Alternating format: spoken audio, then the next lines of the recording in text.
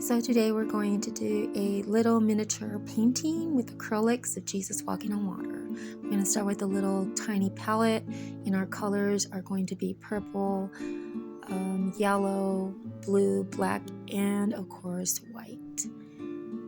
So I am going to start the miniature painting by just blocking in the clouds and the sea, as you can see here. And I'm not going to put any details at first. It's just going to be all blocked in. Now there is a little bit of highlights in the water and the waves, so I'm going to go in with the yellow highlights and mixing in with white paint. And I'm still blocking. I'm not putting any details yet. And make sure to always leave some, paper coming through. Try not to cover the whole canvas, so that you can have some really good highlights, because working with miniature paintings, it's kind of hard to go back from dark to light. Once you go dark, it's a little bit more difficult to go to light. And so here I'm just putting the highlights in.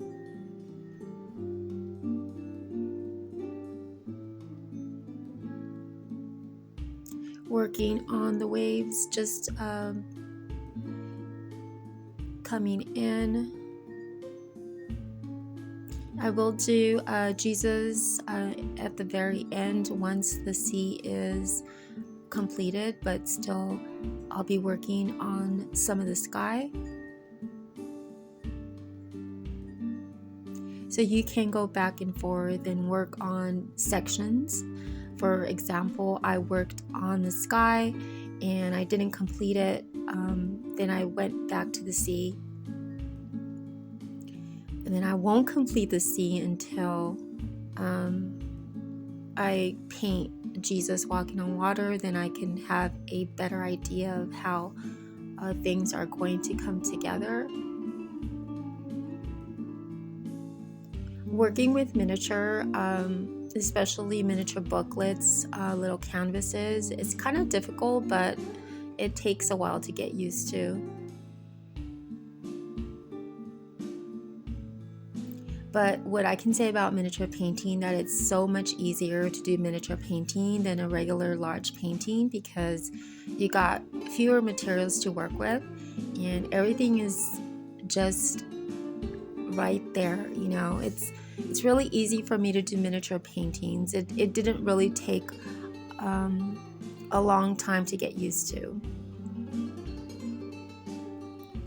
And I also feel that miniature paintings also help you with some of the skills that you can gain.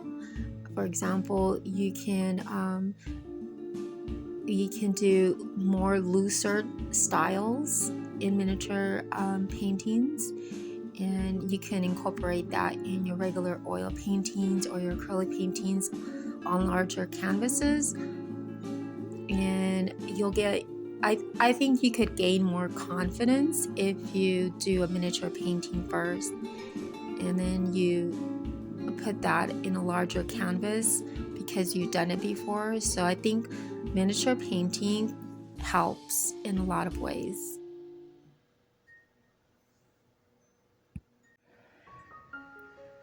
So now I'm just going into the details of the few waves in the ocean, and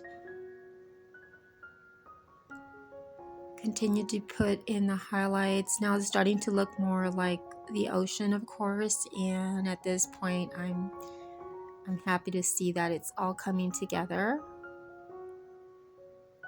Even the highlights and the shadows are looking pretty good. Then you can just go back to the sky and start working, on the sky. Like I mentioned before, you don't have to complete a section before you paint another section. You can go back and forth, which is completely okay. To me, that works better for me because it doesn't get too overwhelming at the end. And as I'm working on the painting, for example, as I'm working on the sea, I can say, okay, well, this will look better up here. This cloud looks better up here because I can see the shadow and the highlights of the ocean and how it's all coming together. So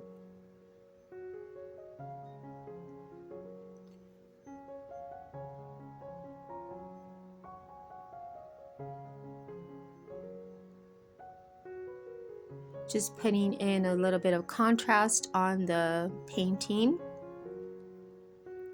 Now you can work with watercolor, you can work with acrylics, with oils. I find these acrylics, they're not the very expensive ones or the very best ones, but they do work for me. And they work really well, and I love the way they work. I actually like the way these work better than the more expensive ones. At least on the miniature paintings. With the regular canvas, I just use my regular paint. But with miniature paintings like this one, it's pretty good. Now the paper here on my my sketchbook canvas is really good. The paper can hold a lot of material, and I like it. It's very thick, and I do enjoy this material of paper. Now that the ocean is almost completed, I can go in and start putting in Jesus walking on water. Now this does take a lot of practice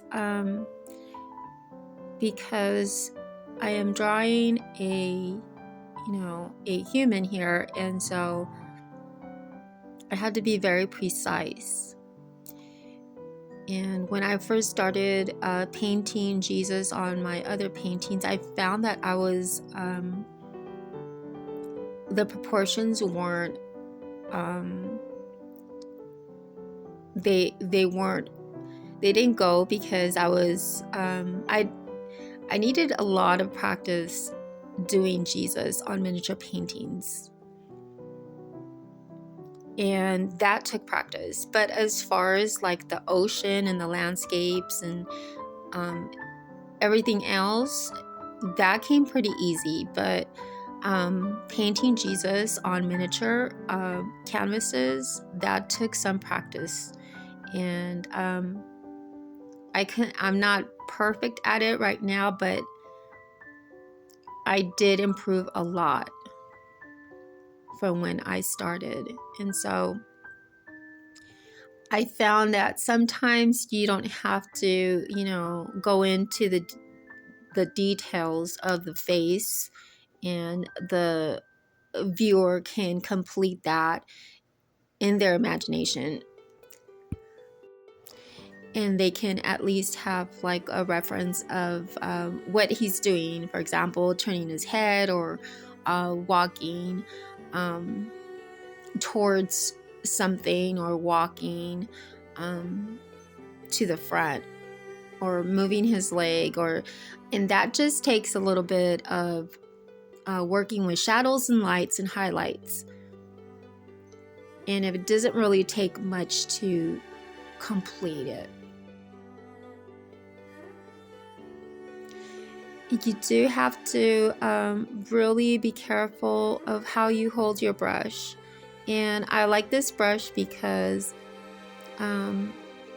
it gives me the options of working. You can tilt it, and if you hold it really super light, you can just do super details on it.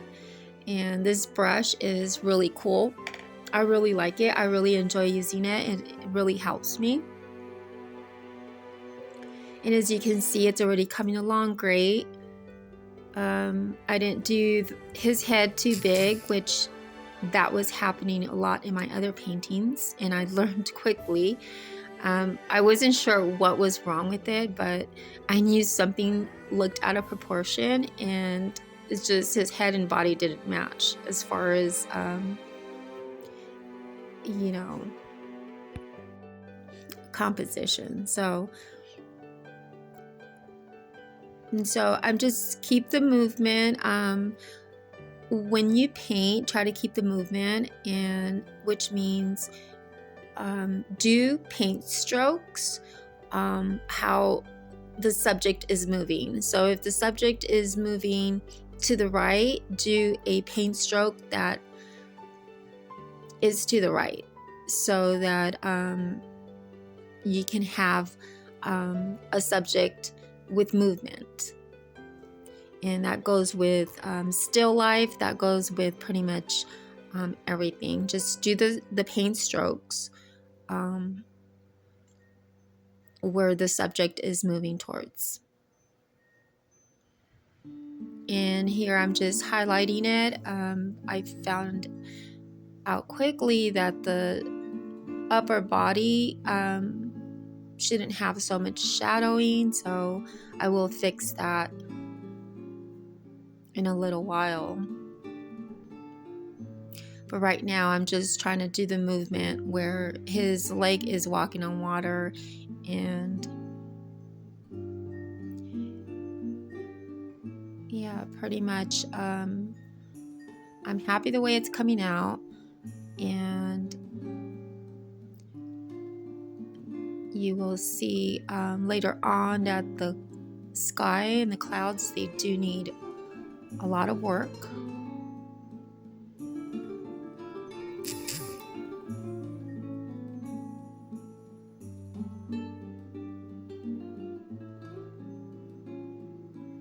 But you can take miniature painting is, to me, it's so much fun because I feel like I'm doing a regular whole painting in 1 hour, and which is so cool because usually my paintings last for 12 hours, sometimes 24 hours, 2 days, 3 days. And with these paintings, I feel like I'm getting my creativity exercise every day, and also I'm learning new skills as I paint. I'm learning more composition and more shadowing, more highlights. And I think everyone should do miniature painting, especially if you're an artist. Even if you're not and you're barely starting out, I think this is a perfect way to start out. And it also gives you a lot of discipline, and it teaches you how to hold your paintbrush, and because holding your paintbrush does matter. And that's what I learned when I started painting back in 2008. Holding your paintbrush does matter. Actually, it will make or break you in your painting process. So painting takes a lot of patience, but holding your paintbrush can help you with so many things. And for example, how light you hold it, the angle you hold it in, and etc. So here I'm going back to the sky. I'm adding some contrast, some darker clouds.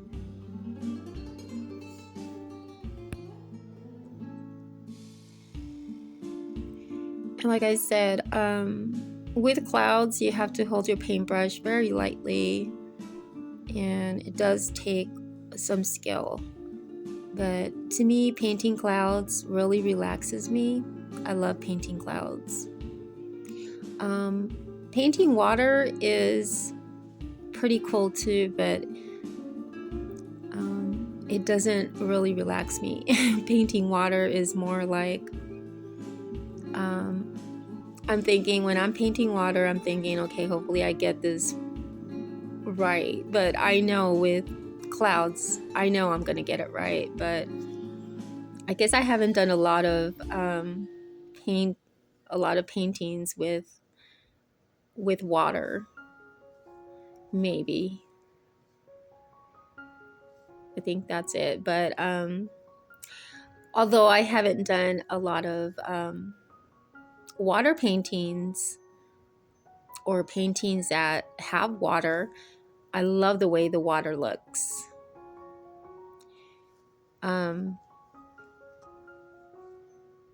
It's just amazing. I really love the water. It's beautiful. And the way it looks in a painting, I really love it. And I guess I should do more paintings that have water, because I do love it. It's a little bit more intimidating for me because I don't know why it's a little bit intimidating with water, but I know when I do finish it, a painting that has water, I know that I'm very happy with it. But anyway, I'm still working on the clouds. As you can see, I'm not happy with this part because it looks like cotton candy or something, so that has to go. What's happening here is I'm moving the brush too much.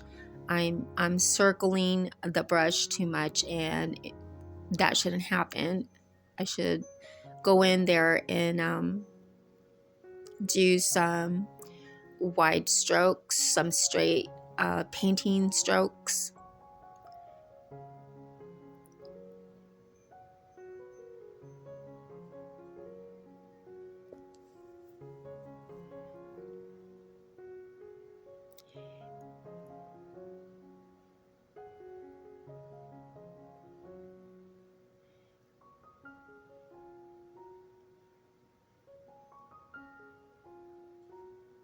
And the contrast is very important too. The values are super important to a painting. So make sure you add some dark colors in there. If you're seeing your painting and it looks a little washed, all you need to do is just add color. To me, what I do is I do add black, but I always add color to black. I never put straight black in a painting ever, because it does flatten it out a lot, and that's not something that I want my painting to do. I want my painting to pop out, and that's, of course, pull the highlights out or the shadows. You play with lights and shadows.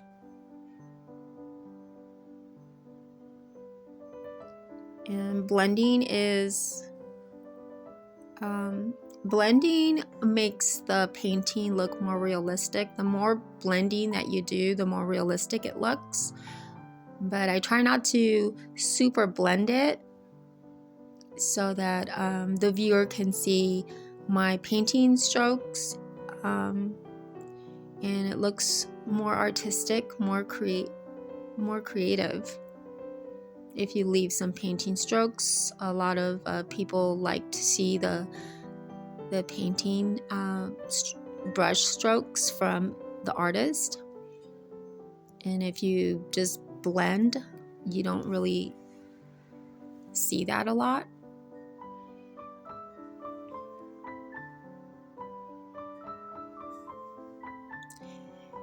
So now I'm gonna finish the painting, and I hope you guys enjoyed this video, and remember to subscribe. And yeah, thank you for watching. God bless.